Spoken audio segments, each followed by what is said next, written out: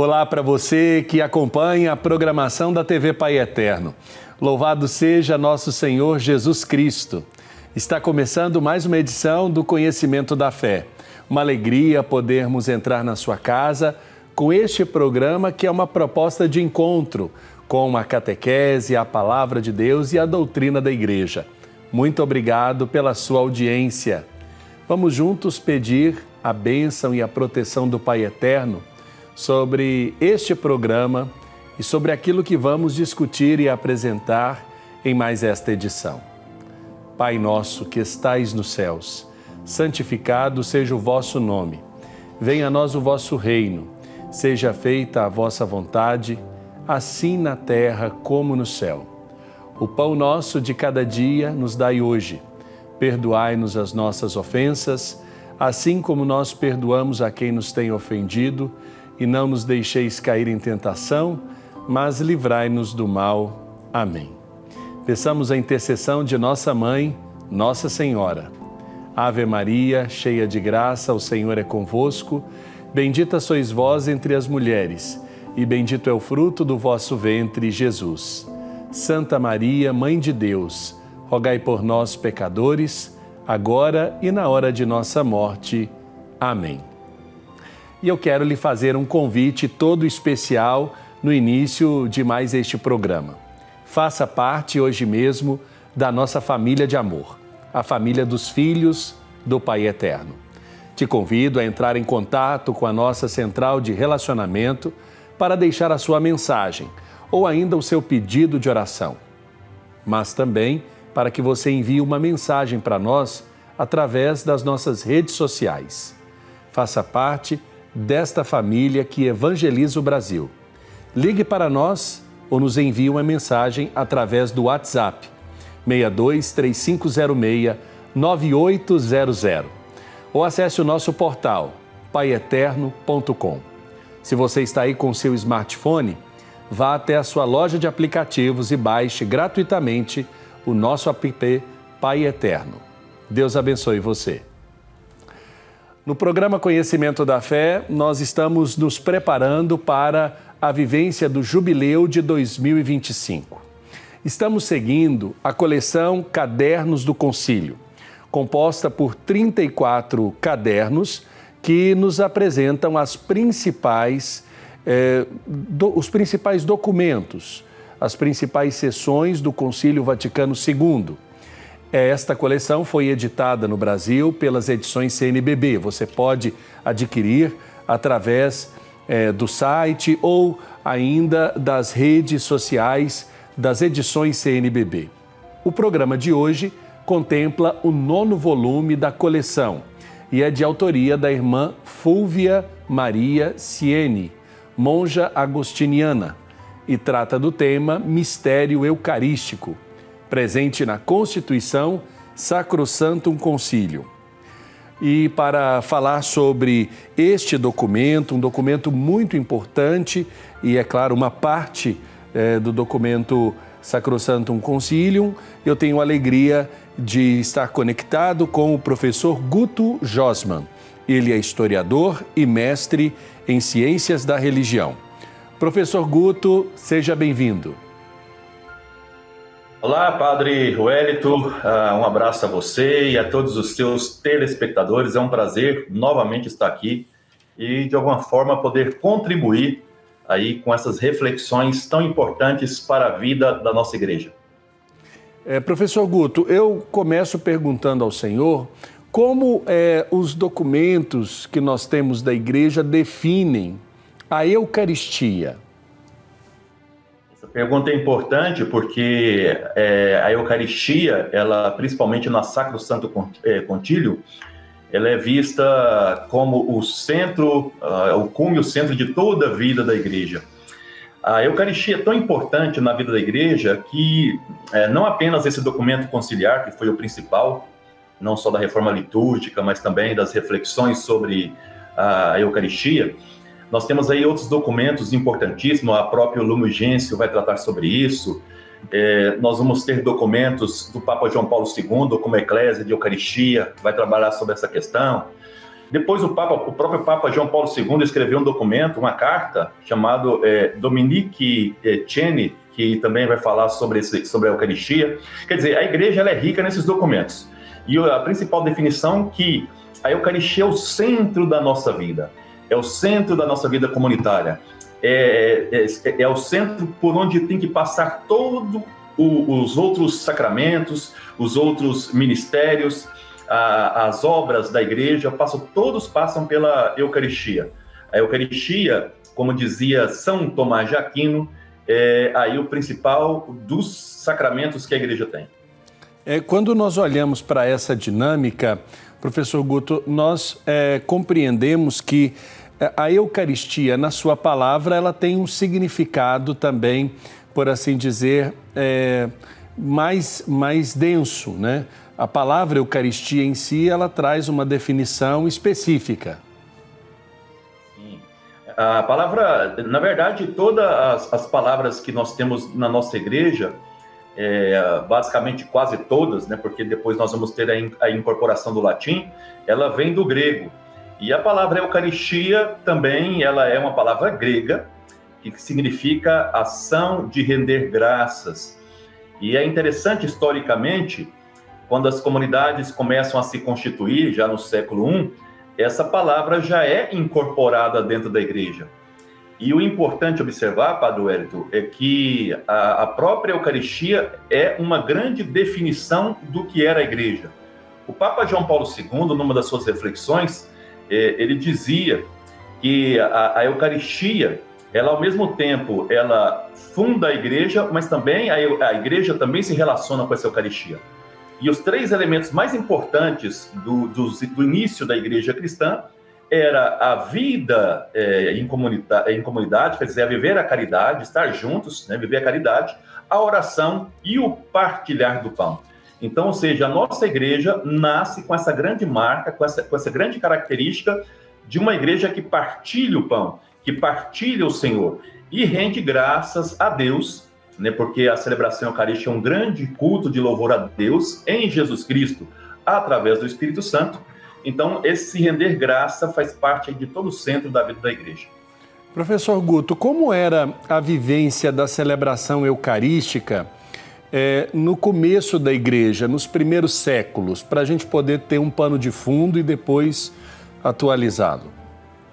Isso é importante observar, Padre Wellington e queridos telespectadores. A igreja, ela é dinâmica, ela mantém uma estrutura fixa, mas ela, ao longo da história, ela passa por, vamos dizer, por mudanças importantes.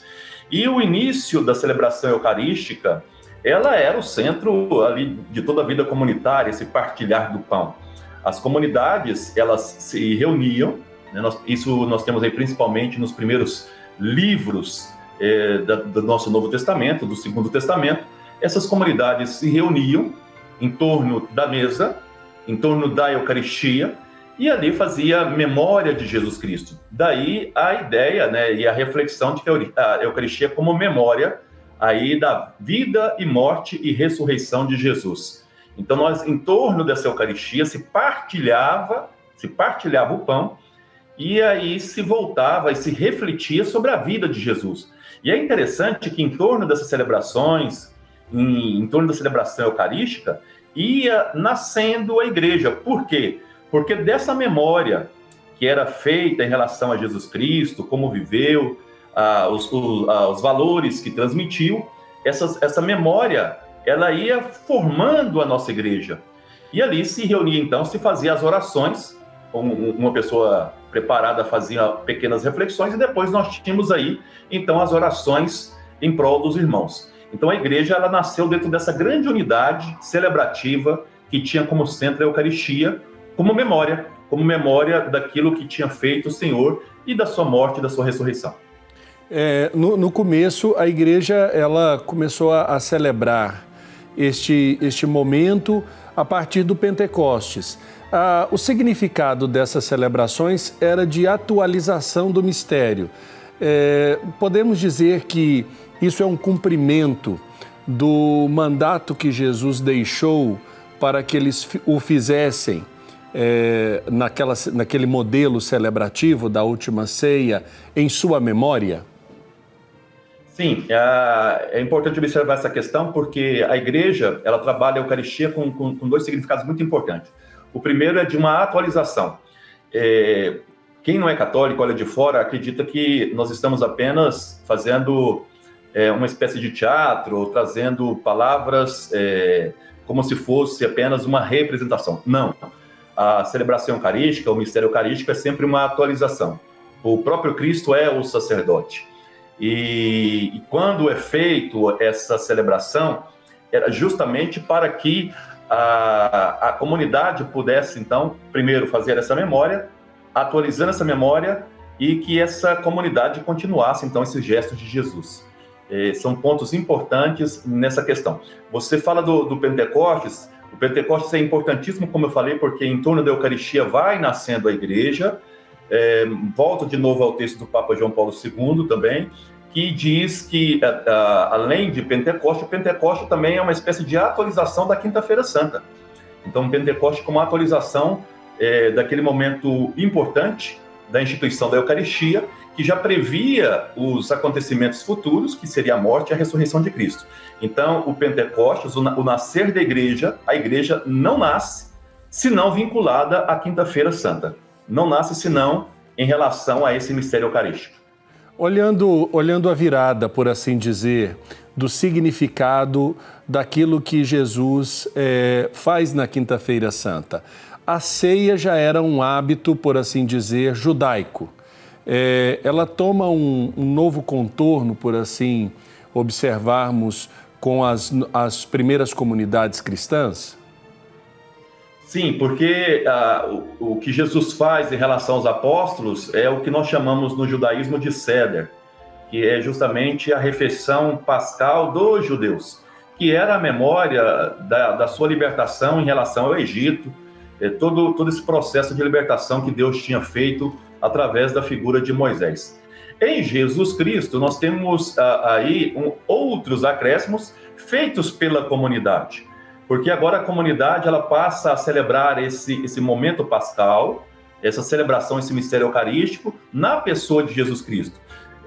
Voltando aqui então ao texto joanino, Jesus Cristo então se torna o Cordeiro Pascal, aquele que dá a vida por cada um de nós. Lembrando que na Páscoa, para quem aí não conhece os ritos judaicos, um cordeiro era aí celebrado, né, era comido em banquete familiar, lembrando essa libertação. Jesus Cristo agora é esse Cordeiro Pascal, é ele que dá vida. Interessante que o próprio João coloca a morte de Jesus exatamente no mesmo horário que os cordeiros eram sacrificados, para mostrar que Jesus então é esse cordeiro. Então, em torno da pessoa de Jesus Cristo, da sua morte, da sua ressurreição, a comunidade vai se fazendo, a comunidade vai se estruturando, a comunidade vai percebendo, então, novos valores que não mais aqueles valores judaicos. Por isso que as comunidades cristãs, principalmente através dos textos de Paulo de Tarso, fala de uma nova aliança, não mais da antiga aliança feita entre Deus e Moisés através da palavra, porque a palavra agora é o próprio Jesus Cristo. Por isso que na nossa missa nós temos esses dois grandes momentos desse banquete. Um banquete da palavra, que agora é o próprio Jesus, e aí o banquete eucarístico, que é Jesus que se dá em forma de pão e de sangue, né, através aí do vinho. É muito interessante porque assumem também essa responsabilidade aqueles que estavam por primeiro na última ceia, né? A partir daí também podemos observar a questão dos ministérios que vão sendo distribuídos e ressignificados na estrutura da igreja? Isso é muito interessante porque a própria Sacro Santo Concílio fala exatamente essa questão. Uma assembleia, ela só é uma assembleia litúrgica no momento em que nós temos aí o ministro ordenado. É ele o responsável, porque nós temos aí dois sacerdócios, né? Vamos dizer assim, um sacerdócio ordenado e um sacerdócio do povo, que é o sacerdócio leigo. Mas é esse sacerdócio ordenado, inclusive na própria Quinta-feira Santa, de novo aqui remetemos à Quinta-feira Santa, que traz esse Jesus eucarístico para a comunidade, para a vida da comunidade. Lembrando aquilo que o senhor já falou, fazer isso em minha memória. Então, perpetuando a presença de Jesus Cristo na comunidade. Eis que eu estarei convosco até o final dos tempos. Então, através da Eucaristia, Jesus se faz presente. E quem tem essa função do ministério de trazer Jesus eucarístico presente é justamente os sacerdotes. Então, a Sacrosanto Concílio coloca em primeiro grau, em primeiro momento, os bispos, que são sucessores dos apóstolos, que transferem depois isso em cada paróquia, né, para os sacerdotes, então, essa função de trazer o Cristo eucarístico para cada um de nós. Por isso que a própria Sacrosanto Concílio pede para evitar aí palavras como assembleia litúrgica, sem a presença de um sacerdote, porque é o sacerdote que vai fazer esse elo e vai trazer a presença do Cristo eucarístico entre nós. Perfeito. Professor, nós vamos para um rápido intervalo. Nós estamos falando neste programa sobre o caderno 9 da coleção Cadernos do Concílio, que trata sobre o tema O Mistério Eucarístico em preparação para o jubileu do ano que vem, que tem como tema Peregrinos de Esperança. Eu vou para um rápido intervalo e volto daqui a pouco.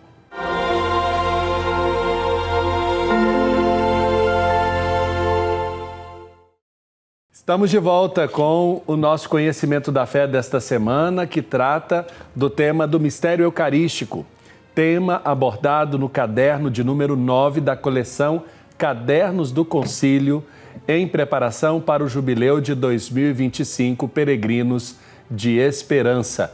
Esta coleção está disponível no site das Edições CNBB, onde você pode adquiri-la. E para tratar deste tema, nós temos a participação direto de Roma do professor Guto Josman, ele que é historiador e mestre em ciências da religião. Professor Guto, vamos falar agora um pouco sobre a linguagem. No começo, nós sabemos que as escrituras, elas trazem uma especificidade de linguagem, por assim dizer, da língua corrente do tempo, né? Alguns livros escritos em aramaico, em hebraico e grego. Como nós podemos entender o uso da língua na celebração do mistério eucarístico e como isso foi se tornando fundamental para uma universalização do rito? Uma questão importante que nós temos que observar, isso foi fruto aí do Vaticano II, com a reforma litúrgica, através desse documento tão importante que você que está em casa, hoje isso é gratuito na internet, né, a Sacrosanto Concílio, é justamente essa questão da língua. As primeiras comunidades tinham dificuldade também em relação a essa questão da língua. Vamos pegar a comunidade de Jerusalém. Nós temos uma comunidade de Jerusalém que celebra aí no aramaico, né, que era a língua falada, e lia o hebraico, né? Mas você tinha uma outra comunidade também judaica que aderia à linguagem helenista, grega. E isso causava uma divisão na comunidade por questão de linguagem, mas também por algumas questões de rituais. Isso vocês podem ver na Carta aos Gálatas, no capítulo 2, que mostra ali em Antioquia duas comunidades cristãs separadas por línguas e costumes. Ao longo da história, então, esses documentos em grego, que já não era entendido por todo mundo, passa para o latim, que se tornou língua comum no Império Romano a partir do século IV. E durante o século IV em diante, o latim foi a língua oficial de toda a vida da igreja, inclusive é oficial hoje ainda. Mas muitas pessoas, a partir daquilo que nós chamamos de nacionalismo, no século XIX, que com as novas línguas neolatinas, português, francês e assim por diante, já não conseguiam participar mais dessas celebrações, porque a língua era um entrave em relação a isso.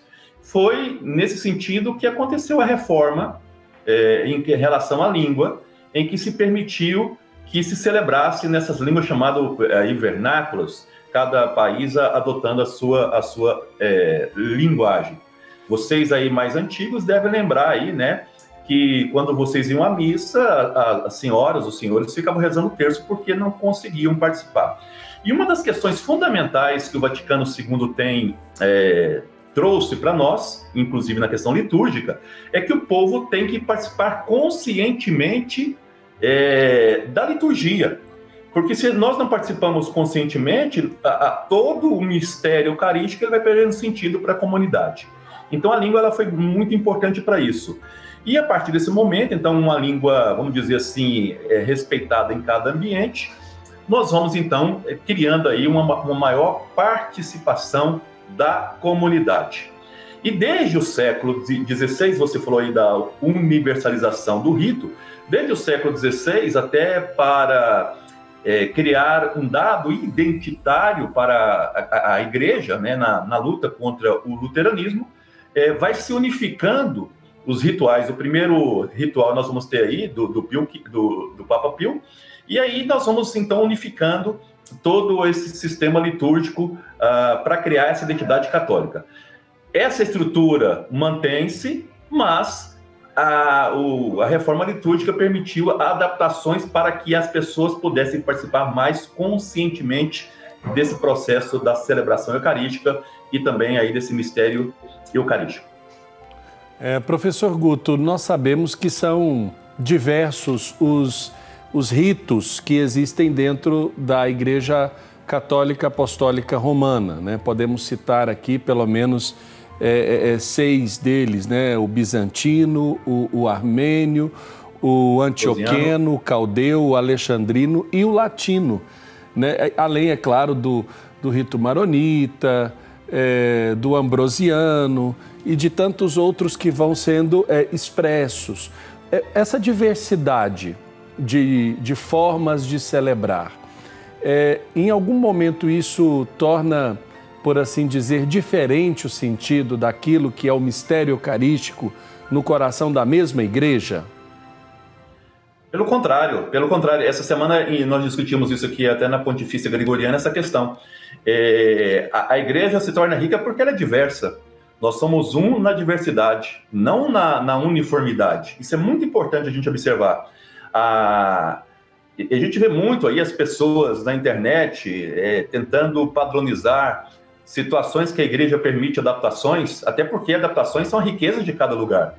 Eu não posso celebrar uma Eucaristia na África da mesma forma que eu celebro no bairro Curitiba 2, aí em Goiânia.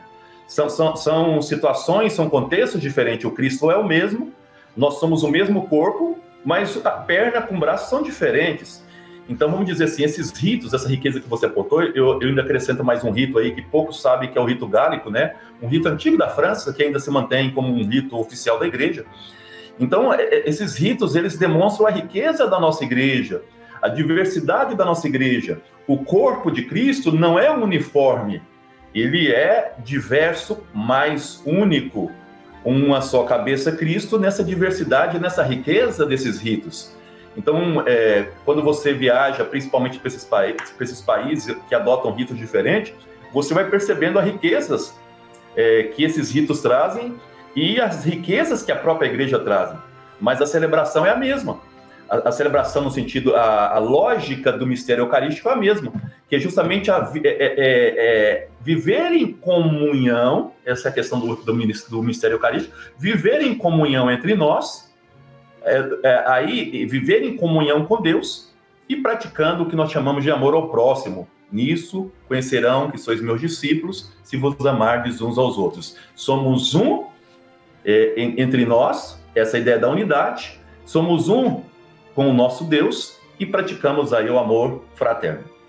Perfeito. E quando nós falamos da questão ministerial do ponto de vista da transmissão da autoridade da fé, olhamos primeiro para Cristo, é claro, aquele de quem parte toda a unidade da igreja, e os seus membros, né? Aqueles que são chamados por ele. Primeiro ele escolhe os apóstolos, depois os discípulos, e estes são enviados para dar continuidade à missão do Evangelho de Cristo. Podemos dizer que o mistério eucarístico está atrelado também à sucessão apostólica, né? A forma como a igreja prepara os ministros para que esse mistério se atualize e aconteça nas comunidades? Sem dúvida nenhuma, porque o responsável por essa unidade na igreja aí são os bispos. Eles são os responsáveis por essa unidade na igreja. Eles são os sucessores apostólicos e eles são responsáveis aí por toda a vida da igreja no âmbito local. É interessante, se você vai pegando a história da igreja, vai lendo a história da igreja, você vai percebendo que esses ministérios, sempre na dimensão do serviço, isso é importante, não de hierarquia, né? A gente trabalha muito hoje de forma equivocada a ideia de que a hierarquia é o que importa. Não, é o serviço que importa. De novo, voltamos ao texto joanino, né? Quando Jesus Cristo lava os pés dos apóstolos, ele ensina que os apóstolos devem fazer o mesmo. Quer dizer, a igreja se define a partir desse serviço. E esse serviço começa com os bispos. Se você pega lá os textos do Inácio de Antioquia, estamos aqui no século II, o Inácio de Antioquia já fala dessa hierarquia que é responsável por organizar a igreja. Se você pega os textos do Ambrósio, você vai ver a mesma coisa. Onde está o bispo, ali está a igreja. Onde está o papa, ali está a igreja. Quando você pega outros textos da unidade, né, dos cristãos, do Cipriano, mesma coisa. Então, ou seja, como eu falei no início, a igreja nasce em torno da celebração da fração do pão, tá? E faz memória dessa Quinta-feira Santa. E quem estava na Quinta-feira Santa? Papa João Paulo II fala, ali estavam os 12. Então foi a eles, 12, que foi transmitida, né, essa mensagem de levar Cristo, né, adiante, de que a memória de Cristo fosse levada adiante. Foi para esses 12. E esses 12 hoje representados através, aí primeiro dos bispos, depois dos sacerdotes, e aí vemos toda a igreja sendo constituída. De novo, a gente reforça o papel do serviço e não da hierarquia. Existe uma diferença, por assim dizer, da forma como o mistério eucarístico é vivido na igreja latina e na expressão oriental ortodoxa da fé da igreja? Na verdade, a gente sempre fala na questão da eclesiologia que a igreja romana ela é mais cristológica em relação à igreja oriental. A igreja oriental ela é mais pneumática, vamos dizer assim. A celebração sempre vai ser, o sentido vai ser o mesmo, mas o ritual modifica muito, né, bastante. Até mesmo na questão da partida da hóstia com pão são diversas, a questão do rito é diverso, mas o sentido sempre é o mesmo.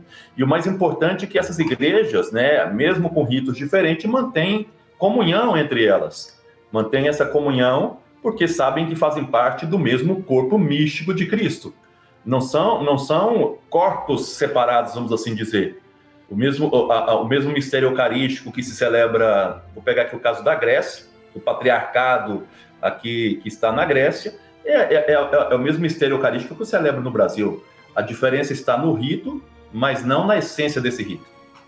Perfeito. Professor Guto, quando olhamos para aquilo que o senhor disse da afirmação que o sacrifício eucarístico é a fonte e o ápice de toda a vida cristã, o que nós estamos dizendo quando o documento, a Sacrosanto Concílio está afirmando isso? Nós estamos dizendo que todo e qualquer ministério que exista na igreja, todo e qualquer sacramento que exista na igreja, toda obra, né, que nós fazemos na igreja, ela só tem sentido se elas estão ligadas à Eucaristia. A Eucaristia ela é a fonte de onde jorra toda a graça que vai criando esses outros elementos da igreja. Eu queria aqui frisar uma coisa importante, né, não sei se no nosso debate vai aparecer, mas ela, enquanto fonte, ela precisa ser muito claramente entendida pela comunidade, que é a ideia da participação. Hoje, inclusive, se faz cursos, né, para que as pessoas possam ter aí um pouco o conhecimento desse sentido. Então, enquanto fonte da igreja, a igreja não existiria, né, sem a Eucaristia. A igreja não existiria sem a Eucaristia e a Eucaristia não existiria sem a igreja. É aquilo que o João Paulo II tem dito nos seus documentos, né? Volto para o João Paulo II, que foi o Papa que mais dedicou a esse trabalho em relação à reflexão da Eucaristia. Então, se eu estou na catequese, estou em função do mistério eucarístico, da Eucaristia. Se eu estou na liturgia, o centro é a Eucaristia.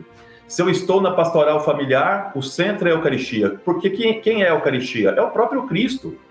É o próprio Cristo através do seu corpo e do seu sangue, né, como mistério salvífico para todos nós. Através, comungar, tem uma música muito interessante, comungar, se tornasse perigo, né? Viemos para incomodar, porque quer dizer o seguinte, ao fazer parte desse mistério eucarístico, nós também precisamos ser Cristo para os outros, que é justamente a missão que nós temos quando participamos da missa. Inclusive a palavra missa, ela tem dois significados históricos, né? O primeiro é de demissão, porque nas igrejas primitivas só participavam do momento eucarístico aqueles que eram cristãos, e os que não eram demitidos daquele momento eucarístico, aí missio, e também a questão da missio como missão, que nós precisamos então, quando a gente participa dessa mesa eucarística, precisamos ser Cristo para o outro, Cristo para a outra. Quer dizer, precisamos primeiro nos converter, celebrar essa Eucaristia e depois levar aí a boa notícia de Jesus Cristo ao mundo. Perfeito. Quando nós falamos da comunidade cristã, que é chamada, como o senhor disse no primeiro bloco, a participar do mistério eucarístico, de que forma essa participação ela é abordada na Sacrosantum Concílio? Isso, boa, excelente pergunta, porque essa foi uma das preocupações desse documento conciliar. Antes, praticamente, a missa se resumia a, vamos dizer assim, a presidência do padre, do sacerdote. Então, a Sacrosantum Concílio, ela vê a importância, e aqui é um ponto importante, antes de fazer essa reflexão, é que o próprio Concílio Vaticano II, ele vai dando uma maior importância para o leigo dentro da vida eclesial. Então, a Sacrosantum Concílio, né, ela vai, então, abrindo espaços para a participação do leigo. Então, vai dizendo aí alguns pontos importantes. O primeiro eu vou frisar sempre, porque essa talvez seja uma das questões mais importantes. O leigo, ele é chamado a tomar consciência desse processo através de uma formação, vamos dizer, uma formação eficaz. Seja essa formação através da catequese, seja essa formação através de cursos, seja essa formação através de próprios seminários. O importante é que, quando eu me aproximo desse mistério eucarístico, eu saiba o que estou celebrando. Então, esse é o primeiro ponto. Depois, através da participação, principalmente na organização de toda a preparação para essa celebração eucarística. Nós temos aí dois momentos na missa, o momento da palavra e o momento da Eucaristia. O leigo ele pode participar se preparando bem como leitor, como acólito, as crianças, aí até como coroinhas. Nós temos o momento do Salmo, hoje é feito principalmente aí pelos leigos, uma liturgia que nós chamamos aí sacra, né, da música, então cânticos, formação nessa área.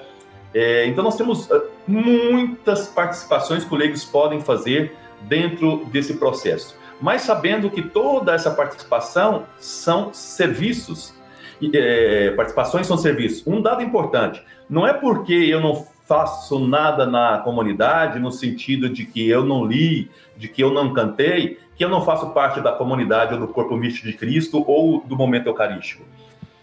Na verdade, a própria consciência e o próprio sentido dessa participação, a compreensão, ela é importantíssima. É o primeiro dado que eu falei aqui para vocês.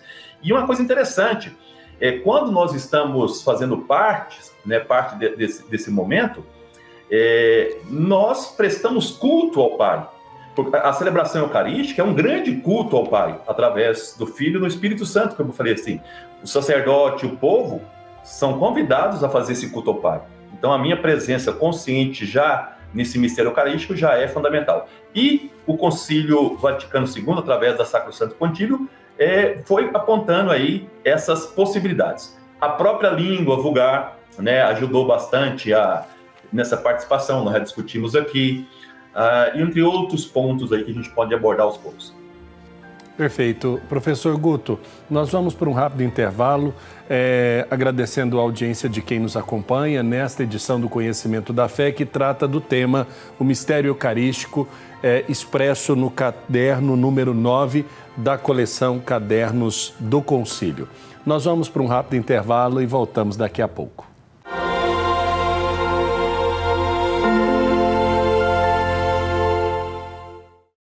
Estamos de volta com mais esta edição do Conhecimento da Fé, falando sobre o caderno 9 da coleção Cadernos do Concílio, editada pelas edições CNBB aqui em nosso país, pelo Dicastério para a Evangelização, a seção para as questões fundamentais da evangelização no mundo. Este caderno número 9 trata do tema O Mistério Eucarístico. E quem está conosco conectado para nos ajudar a aprender um pouco mais sobre esta expressão da vida da igreja é o professor Guto Josman, direto de Roma. Professor Guto, quando nós falamos das celebrações do mistério eucarístico, nós falamos especificamente da reunião que se dá na vida das comunidades. De que forma as paróquias e as comunidades devem viver e atualizar o mistério eucarístico? O primeiro processo dessa vivência em relação à Eucaristia, porque uma coisa que nós temos que observar, o Padre Wellington, é que a Eucaristia não é separada da vida das pessoas. Na verdade, as coisas acontecem simultaneamente. Então, as paróquias, né, elas podem... primeiro, como eu falei aqui já na resposta anterior, o que as paróquias precisam fazer é trazer um processo de formação para que o povo possa, então, entender o que está fazendo. Muitas pessoas que vão à missa, muitas pessoas que celebram a Eucaristia, não sabem o que estão fazendo, vão muitas vezes por devoção. Então, o primeiro processo, dentro dessa sua pergunta, é que as paróquias elas precisam trabalhar nesse sentido dessa formação que começa pela própria catequese, para que as pessoas possam saber aquilo que celebram. Não existe essa separação entre o sagrado e o profano, no sentido de que eu, quando participo desse mistério eucarístico, eu preciso viver essa Eucaristia no meu dia a dia. Não, a missa não termina, ou essa participação da minha presença na Eucaristia, e aqui um dado importante, não é nem presença, é participação mesmo. Eu não estou na celebração como presença, mas como participante. Então, nós precisamos levar essa celebração para o nosso dia a dia. Isso é um ponto importantíssimo. E essa atualização, ela acontece no nosso dia a dia, no nosso trabalho, na nossa comunidade, na nossa escola. Então, eu preciso levar essa Eucaristia para todos os ambientes em que eu vivo. Então, é um processo longo de conversão, que eu tenho que fazer, e depois levar aí essa boa notícia de Jesus para as pessoas.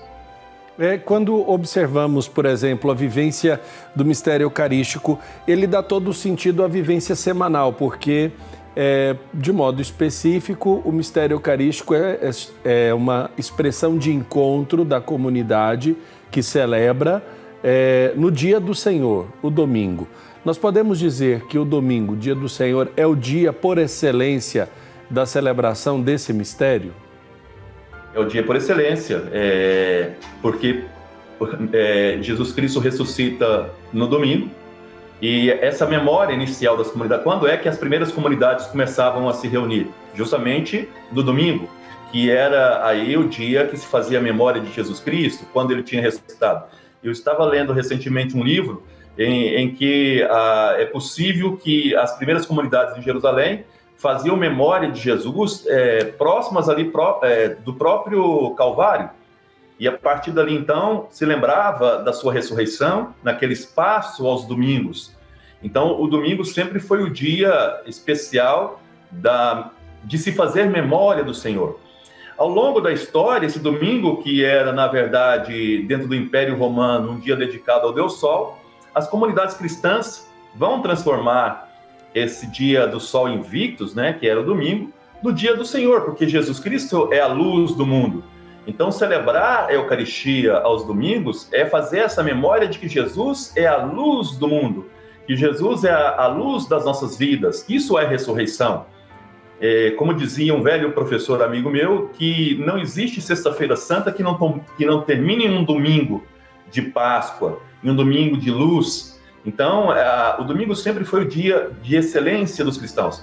Lembra aqui uma fala do Inácio de Antioquia, ele escrevendo uma das 7 cartas dele, dizia o seguinte: aquele cristão que ainda guarda o sábado e não o domingo como dia do Senhor, continua sendo judeu, ainda não entendeu o que é ser cristão. O cristão, então, ele tem um domingo como dia, por excelência, da ressurreição, de se voltar a Deus, de prestar culto a seu Deus. Nós, durante a semana, temos uma semana tão corrida, trabalho, cansativo, e esquecemos muitas vezes de que nós somos uma grande comunidade e que precisamos ser luz para o mundo. Essa mesma luz do domingo, essa mesma luz da ressurreição, nós precisamos ser no nosso dia a dia. E o domingo vai nos lembrar que nós precisamos prestar culto a esse Deus luz, a esse Deus Jesus, a esse Deus Pai, a esse Deus Espírito Santo, e a partir daí voltar a ser luz. É como se a gente reabastecesse, as nossas energias, e ao prestar esse culto a Deus, lembrando que nós somos também parte dessa luz. No capítulo 3º desta obra, O Mistério Eucarístico, da irmã Fúlvia Maria Siene, ela trata da expressão do banquete. E ela vai dizer: a Santa Missa se assemelha a um banquete no qual somos convidados, por isso é chamada de banquete, uma mesa da qual podemos nos aproximar exatamente porque somos necessitados de um bom alimento. A mesa da palavra está posta para saciar nossa necessidade de sermos guiados e acompanhados no caminho da vida. Também está posta a mesa do Senhor, para nos satisfazer o desejo mais íntimo de entrar em comunhão com Ele, de formar nele um só corpo, com todos aqueles que comem aquele único pedaço de pão. Professor Guto, quando falamos desta dinâmica do banquete, a dinâmica do banquete não empobrece, mas enriquece o sentido da Santa Missa, né? E muito, porque você, ao ler aí as reflexões da irmã, você citou aí uma coisa muito importante, que é a questão do alimento. Veja bem, as primeiras comunidades, o próprio Jesus, e depois as comunidades cristãs primitivas, primeiras, elas celebravam a Jesus Cristo, a memória, em torno do alimento, em torno do vinho. Vinho que sempre foi expressão de alegria, vinho que era expressão de vida, de festividade, O povo, principalmente o povo semítico, em torno do vinho, eles celebravam a vida. Em torno do pão, celebravam a vida. Em torno da refeição, vamos lembrar que a Pessah judaica, o Seder, celebrava a libertação. Quer dizer, a nossa celebração, o nosso mistério eucarístico é alimento. Isso significa o quê? Vida. Vida que falta a muitas pessoas. Vidas em que são tiradas de tantas pessoas por falta de direitos, por falta de amor.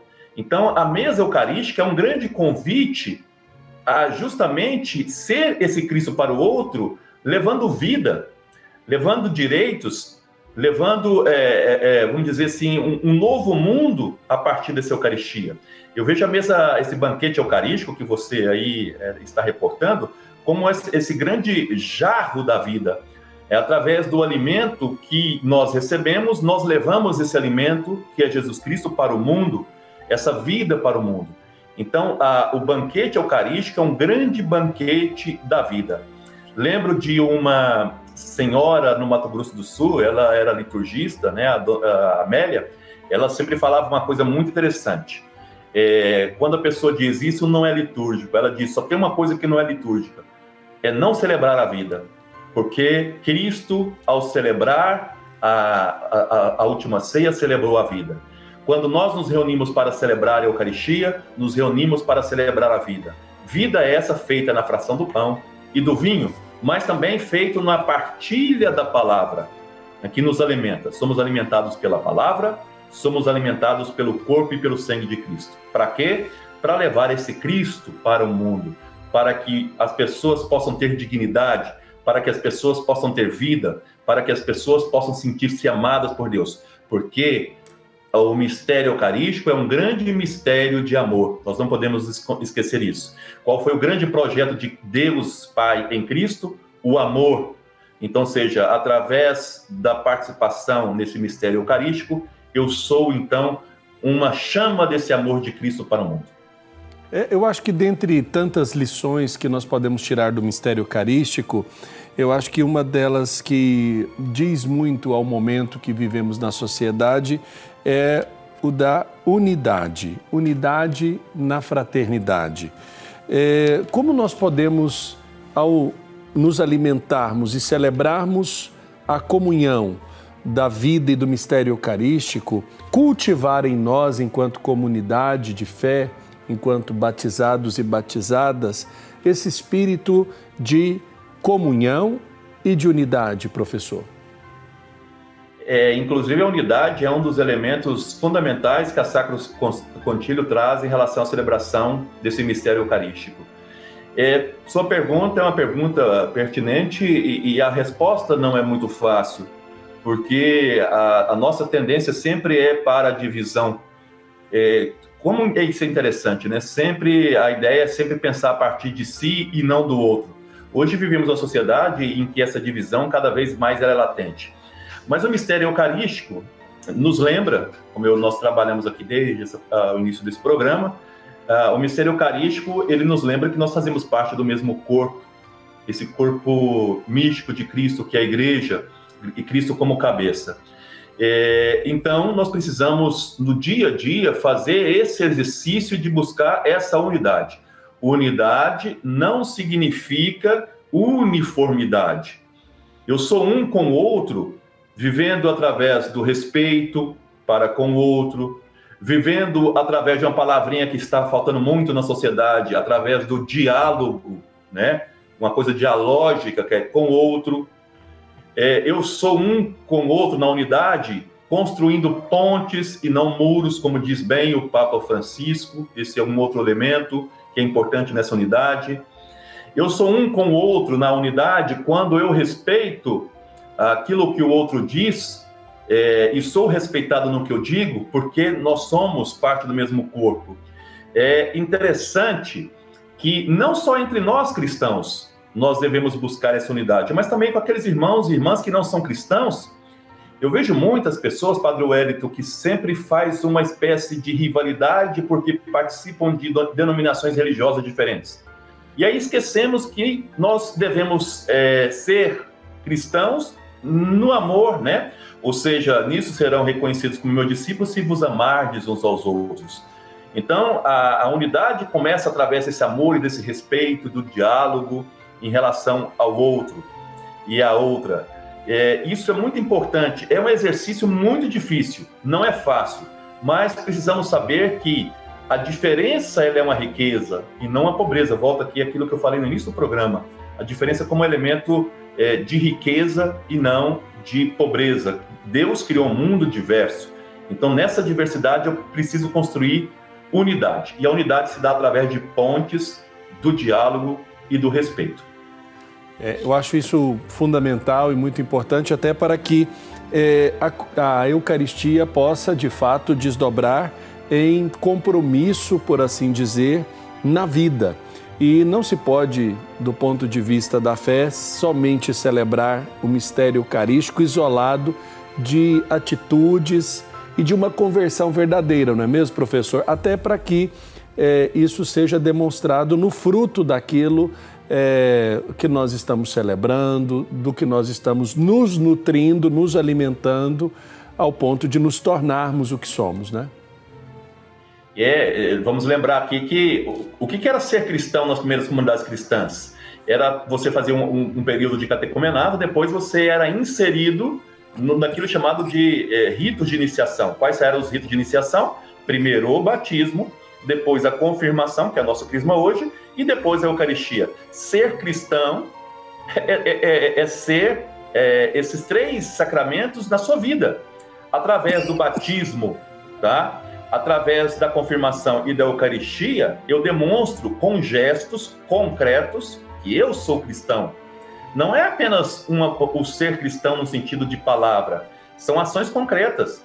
através do meu batizado, da minha confirmação e também da participação desse banquete que você bem falou aí na reflexão da irmã. Então, ou seja, nesses 3 sacramentos, nesses 3 ritos de iniciação, eu digo para o mundo, sim, eu sou cristão porque eu comungo desse Cristo. Comungar de Cristo é comungar de suas ideias, comungar da unidade que esse Cristo teve com o Pai, comungar da unidade que esse Cristo teve com o Espírito Santo.